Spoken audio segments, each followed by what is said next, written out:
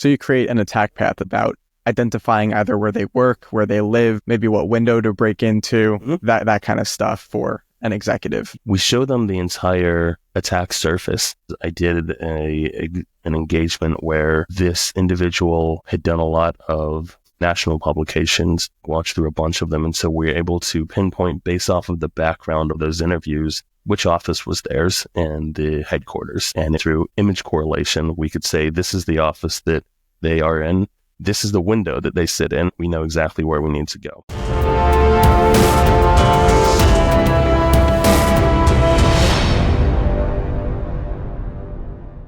Hi, everybody, and welcome back to the MRE Security YouTube channel. My name is Evan Isaac, and I'm a 3-year offensive security consultant, mainly focuses on web application security as well as API security. Today, we have Ross Flynn on the What Makes You Different podcast. Let's bring out Ross. Hey, Ross, how's it going? What's going on, man? Good to see you. Nothing much. Yeah, good to see you too. So you and I started out at a small firm, and we've since broken off into 2 different firms. Do you want to give a bit of background about yourself and where you are now? Yeah, gladly. So my name is Ross Flynn, and I do a whole lot of things, so it's kind of hard to say what my current role is. But I will say I'm an InfoSec professional, got somewhere around a decade of experience in the industry. And that spans from some penetration testing to a lot of risk advisory, disaster recovery, business continuity, incident response planning, all types of stuff. But I didn't start my career in information security. In the beginning of my career, it was as a musician. I was a worship leader for churches. I played with bands, local clubs, things like that. I think really where I made a lot of my money to pay for school was in weddings. I was a DJ and a wedding musician. And around the same time, I drove trucks for a moving company, and I was a mover for a good 4 years. I was very proud when I finally had more years of experience in InfoSec than I had in moving. Yeah, so I did that, and my degree is in crisis counseling. So I did do some time in the child welfare system. I was a family counselor doing foster care recommendation, being in-home family counseling, getting kids out of rough situations, post counseling. I have told people that while InfoSec has stressed me out, nothing has really stressed me out like sitting across from a parent and telling them that, we're going to court the next day and I'm going to recommend that the judge remove your children from your home because it's not a safe environment. Right. That's tough. Yeah.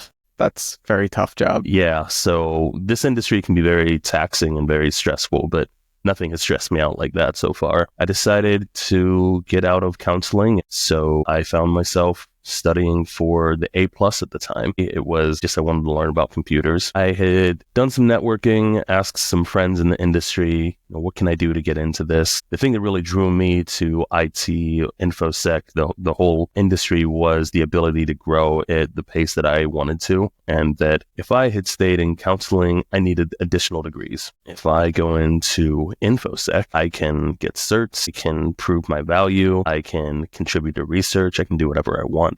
So I thought that was pretty sweet. Yeah. And would you say that the A+ exam was a good starting point for you to break into cybersecurity? Man, so I will say the A+ was a good place for me to start because I didn't understand computers at all. I had to have my friends install games through Steam because I couldn't figure out how to use Steam at the time. So, wow. You want to talk about computer illiterate, that was me. Yeah, and you went from, A+ to not knowing anything to taking the OSCP, right? I did, yeah, eventually. Couple years in between, but yeah. Can you give a bit of background about your journey through OSCP? Yeah, so I guess I should mention I didn't jump straight from counseling into the OSCP. Got my first gig. The local library system had a contract where you could install servers, and it was a refresh. So I just said, please let me do this.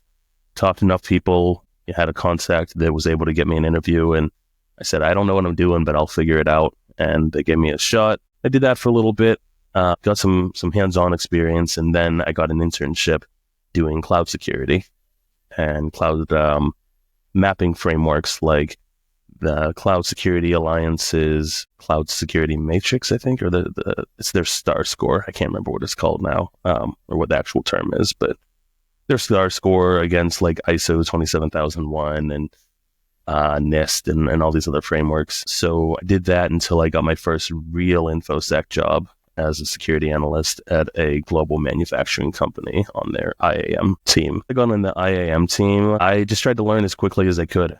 I asked a lot of the senior engineers what they do, what could I do at home, and that's when I got my first foray into any type of pen testing, which for me was wireless hacking. I remember Googling, how do I hack Wi-Fi? And it said, you need to use AirCrack. And so I Googled, how do I install AirCrack on Windows? And then it said, you can't do that. You need Linux. So then my next search was, what is Linux? And Snowball effect. Yeah, very much so. So, I mean, genuinely, it was from the ground up of just asking the next question. So started doing some pen testing and buying routers from Goodwill and watching a lot of YouTube. So I did that for a while, and then my employer gave me some opportunities to do it internally. I had switched some roles within the company. I was in a role that was appropriate to do a little bit of wireless testing, and then I was doing some hack the box and try hack me and setting up my own labs at home and trying to figure that out. I would say for me, it really wasn't until I moved to a cybersecurity firm where I had a chance to do actual pen testing that I felt a little bit of the confidence to attempt the OSCP. And I will be the first to tell you I was not prepared. When I say took the course, I mean I bought the course and I took about 15% of it and forgot that I had it. Figured, you know what, I'm just going to wing it. So I remember when I took it, buffer overflows were about to be removed. The AD, the two clients in the domain controller had just been added like within the last 6 months or so. So it was in that like transition. Buffer overflow was supposed to be removed by the time I took it. I ended up finding out later that I was like one of the last ones to do it. I didn't practice buffer overflow. I knew conceptually how to do it, but I was like, it's not going to be on. I'm not going to waste my time. And of course, I got a buffer overflow, which like everybody wanted. And I was like, I'm not going to worry about it because I'm not going to get it. Yeah, I think that the ECPPT helped me out with the buffer overflow. I could do a buffer overflow in under 15 minutes. Yeah. At that time. And then when I heard that it got removed, I kind of wished that I took the original OSCP because that was a freebie. But now you have the Active Directory that you talked about. And I think they just updated it again, which is kind of interesting. I think now they've added more labs and maybe some ADCS. I could be wrong on that, but I'm pretty sure they've added a couple modules that will be on the exam starting soon or now. So it's definitely progressed, I'd say, since you last took it. I mean, I've talked to folks. I've seen some of the course material. I'm going to sit for it again by the end of this year. So I'll actually sit and go through the course this time rather than saying that I went through it. But I'm looking forward to it. I was humbled by my experience. What I will say is that by nature, as much as I love pen testing and I love the offensive security mindset, it's just not my day-to-day. So I don't get a ton of opportunity to practice whenever I'm being a practitioner. So I'm very excited to have this opportunity to study and brush up on some of those chops. Yeah, there's definitely, hack the box, try hack me, Pico CTF. There's a ton of different options that you could do to practice and just play around with different tooling and stuff like that. CTFs are just one of the best options, I think, because gamified hacking, what can go wrong? Yeah, you're legally allowed to hack into things. So I would say try it. But at the same token, you also have TJ Null's list, which can go through all the different kinds of OSCP-like boxes, which I think would be a great fit for anyone looking to take the OSCP, is check out TJ Null's list. It'll be down in the description down below. You mentioned something about incident response and a little bit about GRC, Playbooks, advisory. Can you go a bit more into that? Where a lot of my bread and butter is in this industry is in the compliance, the risk management, and the soft skills of what we do. The fun part, sexy part of InfoSec is pen testing and breaking things. The not as much fun part is the compliance and the risk management. And what I will say to anybody that's interested in that is that there's a lot of opportunity in that side. If you are looking for a break into InfoSec, GRC roles, I find them to be incredibly valuable. I think that they understand. The thing that's interesting about GRC is that you have to be able to speak the language of the business and you have to understand the role of information security in the context of the larger business. You are going to work with individuals that are not technical at all. I have done business impact analyses, business continuity plans, disaster recovery plans, and a lot of times when we do those, we don't get to work with technical folks. Great example is I did one once for an auto manufacturer. And when I'm on the production floor and asking production engineers about the systems they're using, they don't even know the names of them. They just know that they have these credentials that they share with 5 other people. They go to their terminal, they put that in, and the program does what it's supposed to do. But they can tell me how to build the vehicle. They don't know any of the systems behind it or the security controls around it. So what I like about GRC in general is that you get the opportunity to work with different parts of the business and understand where InfoSec and cybersecurity really play their role within the broader realm. Yeah, I think that something that a lot of people oversee is everyone wants to become a pen tester when they first start out. For me, I wanted to always be a pen tester. It was a dream to hack into things, break things, and say that I hack the government, right? That's one of the biggest things that I've always wanted to do. Wanted to become an FBI agent, turned heads, didn't want to do that, went into the corporate world. So getting that in by doing GRC or even blue team roles, IT, whatever you have to do to break in, I think is a fantastic option. There's very limited OffSec roles, I feel, because, you kind of have to be in a cybersecurity firm to do that, or you have to be on an internal team, both of which are extremely challenging to get into, unless they're hiring at that specific time and you have proper networking where you can push your way through, because I think it's not what you know, it's who you know in this industry, unfortunately. Very much so. So being able to network and communicate, what you want will help you in the end. And I think about the meme you might have seen where like the person stepping from the floor to like the top step, and it's you to a pen tester, and you're missing like the networking skills, the Windows skills, Linux basics,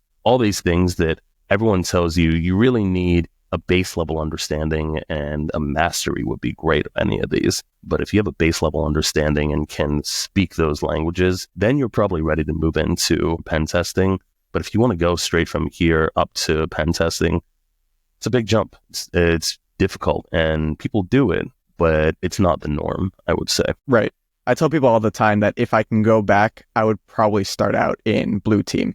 I would understand SOCs, I would understand logs, I would understand what I'm looking at and what I'm generating as an attacker. Because if you know what you're generating, you can figure out ways to bypass it, bypass the SIM, bypass the SOC, bypass, Defender, CrowdStrike, whatever it is. So that way you can perform additional attacks, or even the WAF, right, on web application firewalls. You can bypass all this stuff. It's also the application, right? You need to be able to put in security controls where you may think you're protected by these automated systems, but are you really at the end of the day?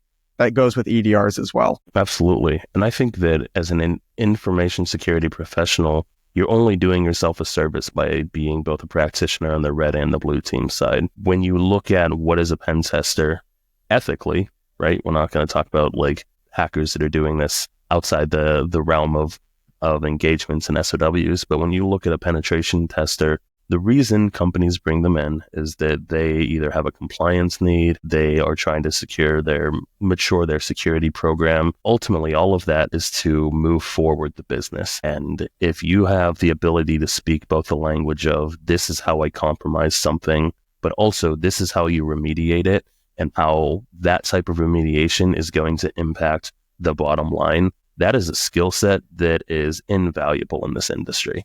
Like I agree. You can go anywhere. You can do whatever you want if you can speak both the red and the blue and translate that into a non-technical audience. Something that Matt and I talked about in the last episode was communication, understanding how to communicate between technical and non-technical audiences. So when it comes to communications in GRC, right, creating these playbooks, is there a lot of talking between you and the client, or do you just have something preset and then you ship it off to the client? Yeah, I mean, when you're talking about building an incident response plan, incident response playbook, I'm going to speak more to plans.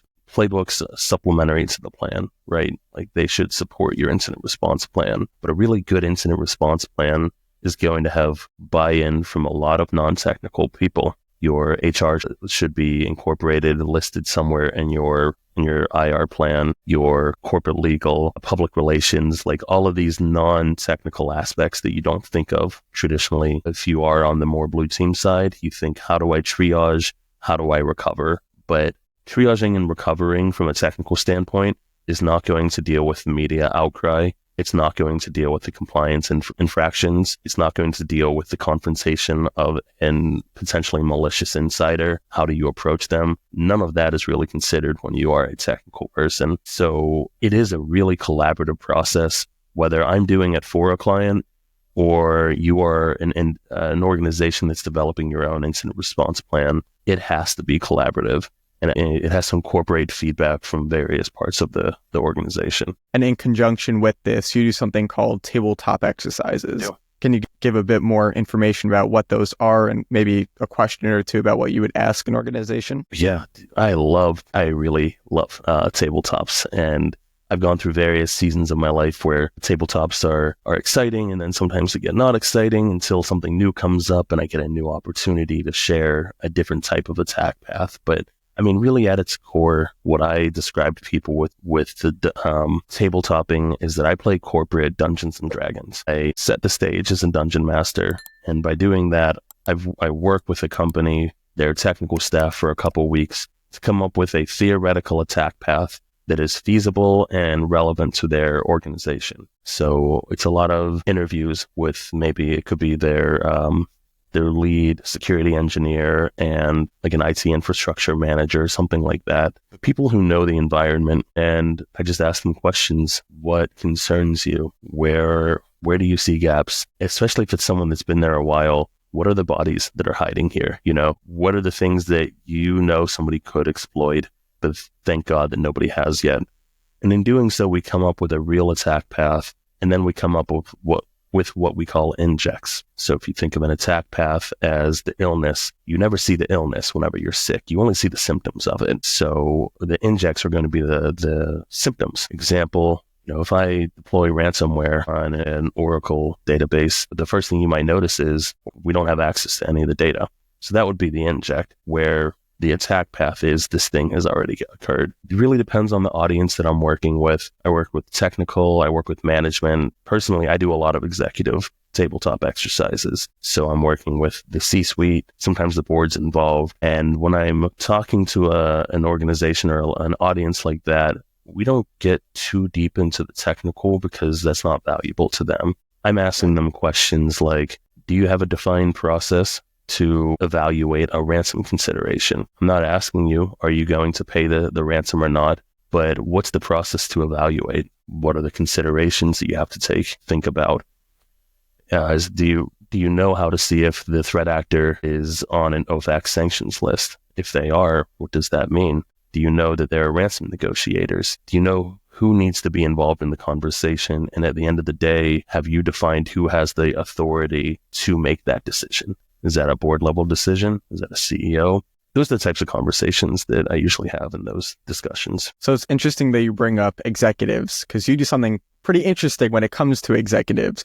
You do OSINT on them. Can you give a bit of background about what exactly an executive OSINT engagement looks like? Yeah, so I have my firm, Black Bison Cyber, and there we focus on executive digital protection. And really what that means is executives, high net worth individuals, can be politicians, celebrities, high profile individuals that are concerned about their digital security or their physical security. We have the skill sets and the know-how and the abilities to go out and view them as an attacker would using public means. So that could be data brokers, it could be social media, it could be dark web, it could be breach repositories. There's all types of ways that you can go about that. But ultimately, the value of doing one of these assessments, so we do a couple different types, but my favorite are the OSINT assessments, where we are able to show a high net worth or a high profile individual, this is how a threat actor is viewing you. Maybe in this instance, all they found were your social media accounts and they found the same usernames used across those. Well, you can take that and plug it into a bunch of search engines that will only show you usernames accounts or usernames that are used on different platforms.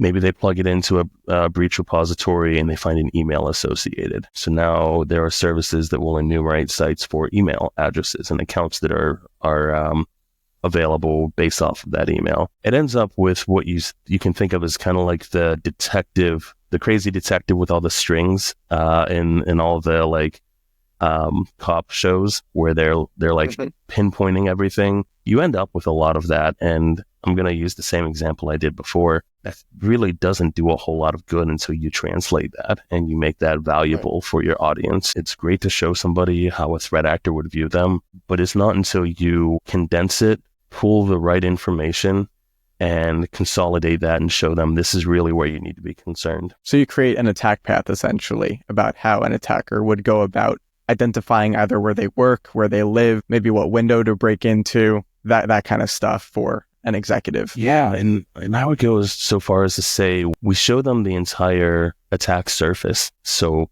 we can create multiple attack paths, but we're going to show you the whole surface. A great example is I did an engagement where this individual had done a lot of interviews on like CNN and MSNBC, that type of like national publications. And we watched through a bunch of them. And so we were able to pinpoint based off of the background of all of those interviews, which office was theirs and the headquarters. And it was through image correlation. We could say, this is the office that they are in. This is the window that they sit in. And if we're a threat actor, we know how to get into that building now. We know exactly where we need to go. If we are an attacker of some sort, we know exactly which window they sit in. Another example is we did one where our target of interest, we grabbed a bunch of information like their date of birth and their address, and we were able to go to a auto insurance provider and give them all that information, and it showed all the cars that were associated with that house. And so one by one, we went through all of this individual's social media, their family's social media, found pictures of their family in cars where they were driving, and we took the list of cars we had, did some correlation to get it down to process of elimination. This is the car that you're driving. And then we're able to go. That's terrifying. Yeah.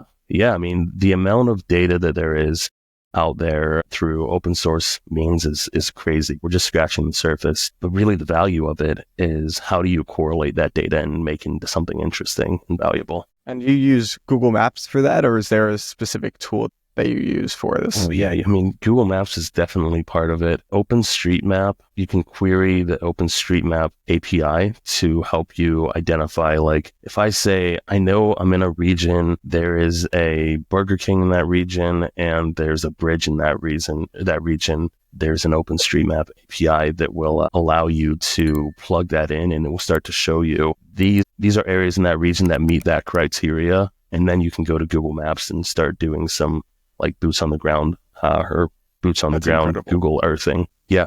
And you are part of an organization that does a bunch of OSINT, right? Yeah. I mean, really, I'm part of a few. I'm part of one that does we're part of a search and rescue organization, and we combat human trafficking through open source intelligence means. So this past week, somebody that we were looking for, trying to support, had a picture that they had posted, and we couldn't tell where it was from, what the picture was of. We knew what it was of, but we didn't know where it was taken. Using a lot of those image intelligence means, we were able to figure out exactly where that picture was taken and get an idea of where they were going, and eventually came up with an address for it, for where we believe them to be. They do some fantastic work. That's insane that you can figure out where someone is, their location, all that stuff, just based on a basic picture of themselves and the background that they have on social media. Yeah, that's incredible. There's some really cool people. Jose Monkey, I think he's on TikTok and he's on YouTube. He is stellar at that. Jose Monkey is really cool. It's specific to GeoGuessr, but Rainbolt too. He's another one that dude's wild. If he put his efforts into what we're doing, he would be insane. But Jose Monkey's one. Sometimes I think he's cheating.